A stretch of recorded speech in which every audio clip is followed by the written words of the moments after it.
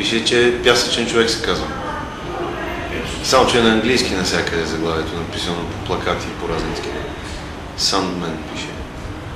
А пък и тази фотка, където направих плаката с нея, напомня. Снимката така се казва в интерес на истината. С ученцето. Тази снимката, дето Пауло Коелho купи, аз ти казах. То не е Сахара, по принцип целият свят, там е откритие за мен. В смисъл, това е нова страница от живота ми. Това е ново разбиране за света, се появи в мен. Абсолютно. В смисъл, съвсем сериозно го казвам това. Да проумееш арабите и да ги почувстваш е много сложна задача. За мен специално беше много сложна задачата. Безкрайно интересни са ми били и не съм ги разбирал никога. Какво точно значи това? Истинският смисъл на тази дума арабин на мен ми е била неясна. И ако отидеш само на екскурзия, няма да разбереш нищо.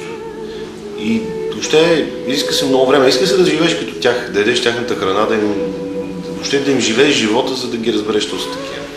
В много особена фаза са арабите и живеят неща, които при нас по новините не ги научаваме никога. Ние не знаем всъщност какви хора са те. Ние знаем само глупости за тях. Абсолютни глупости. Че са били терористи, че някакви такива неща, което, окей, това е само реклама и новини.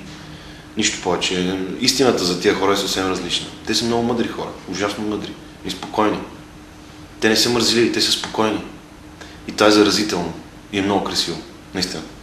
В смисъл, аз там, в тази пустиня, видях хора от преди съхранени, консервирани хора от преди 1000 години, от преди 1500 години. Срещна хора, дето не говорят никакъв език, на някакви наречия, хора, които нищо не са виждали от живота, който ние живеем. И живеят прекрасно. И се отнасят прекрасно с теб. И са, както казах, и са страшно спокойни. И нищо не ги плаши. И въобще всичко е ужасно смислено при тези хора, които срещнах там дълбоко в пустинята. Това е ужасно красиво да се случи на много хора. А тези пустинните хора, за които ти говоря, живеят дълбоко в Сахара. Те са на 1000-1300 км навътре. Те просто нищо не знаят, абсолютно. Те живеят сами за себе си.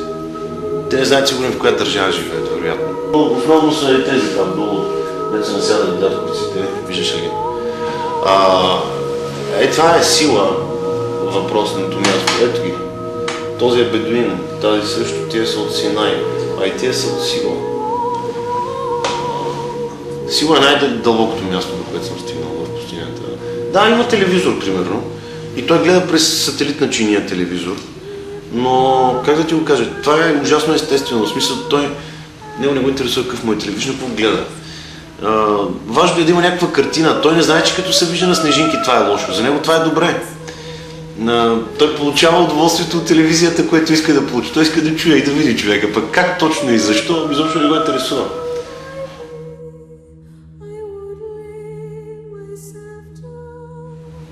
Аз винаги съм си мислил, че в пустинята се умира от жега. Което изобщо не е вярно. В пустинята не се умира от жега, там не е чак толкова топло. Там в общини постоянно духа вятър. В пустинята се умира от загуба на течности, от ниската влажност на въздуха, която те изсушава за половин-един час. Ти взема всичката влага, която носиш в себе си. Ако нямаш вода да пиеш, заминаваш. Дори и да не е много топло, просто оставаш, губиш всякаква влага. Самото дишане ти изкарва влагата навънка и се обезводняваш.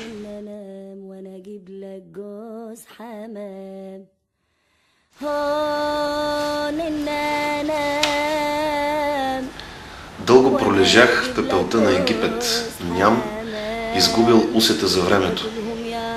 Тогава слънцето ми вдъхна живот. Изправих се и тръгнах по бреговете на Нил. И пеех с дните и сънувах с нощите. И сега слънцето отново ме тъпче с хиляди нозе, за да ме положи пак в пепелта на Египет. Но какво чудо и каква загадка! Слънцето, което ме сбра, сега не може да ме разпилее. Още съм прав и с уверена крачка вървя по бреговете на Нил.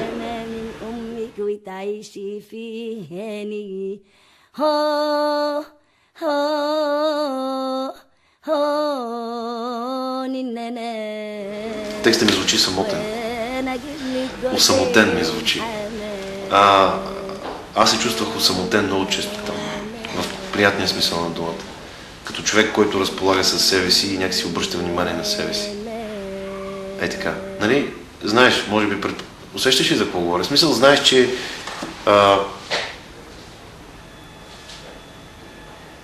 че седиш, проверяваш себе си и в това няма нищо дразнещо.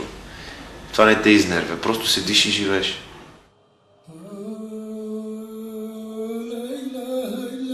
Наблюдаваш, ти си един съзерцател. Ако искаш, можеш да участваш. Ако искаш, можеш да съзерцаваш. Няма напрежение, всичко е така. Фотографска история, разбираш ли? Фотографска.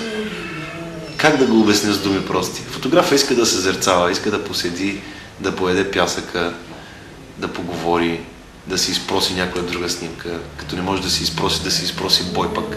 Защото и бой да си изпросиш е въпрос на чест. Фотографска.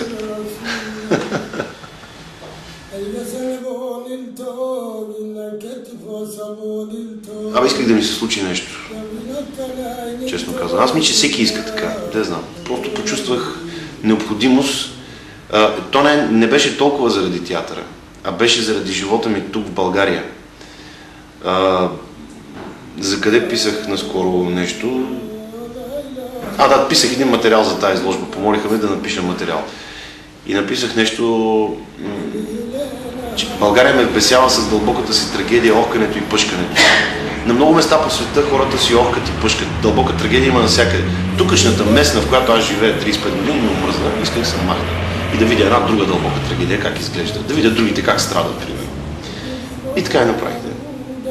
Исках да отида на място, където не знам какви са правилата.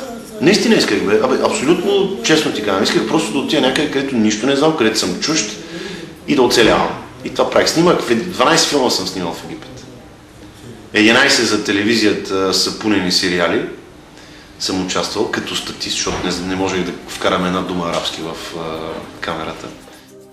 И в някаква продукция за киното беше, не знам точно какво, нещо беше за рицарите около кръглата маса, крал Артур, което беше ужасно смешно. И така. Защото едно излизане надалече някъде се подготвя дълго време. Те са там джипове, камили, маршрути, кой ще тръгне, кой няма да тръгне с тебе. През такива и това тече време, през което аз трябва да присъствам, аз живея по някакъв начин и си запълвах времето с такива неща. Обикалях из Кайро и гледах града.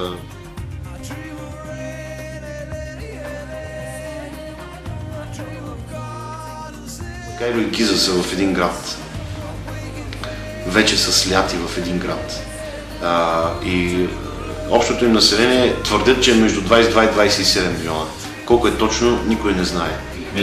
Никой абсолютно не може да ти каже, защото има квартали, има един квартал Шобрата, който е 8 милиона, колкото в България. Не можеш да влезеш там. Ти да влезеш, нищо не мога да разбереш. Нито мога да ги преброиш тия хора, нито можеш да... Просто ти не мога да прекусиш този квартал. Той е мравуняк. От полусъборени блокове, сгради, къщи. Кайро през нощта е някакси по-колоритен, защото там живеят през нощта. Спират да работят по обяд, примерно в жегата, или дори да не спрат в жегата по обяд, стоят до 2 или до 3 през нощта, защото тогава излизат хората навън на хладина и всичко работи. Магазини, кафета, места за пушене на шиши и разни такива, всичко работи. И ето този дядо е там, който прави обувки. Снимам в 2 през нощта, милички. Обещах му снимка и като отидох да ме нося, разбрах, че е починал. Но такива много хубави гледки можеш да срещнеш през нощта. Пълно е с хора по улицата през нощта. Невероятно е да ти се прииска да си такъв, че да се разтвориш в това, да го усетиш хубаво. Това бедността е религия там, просто е страхотно. Това е начин, не знам, много е интересно.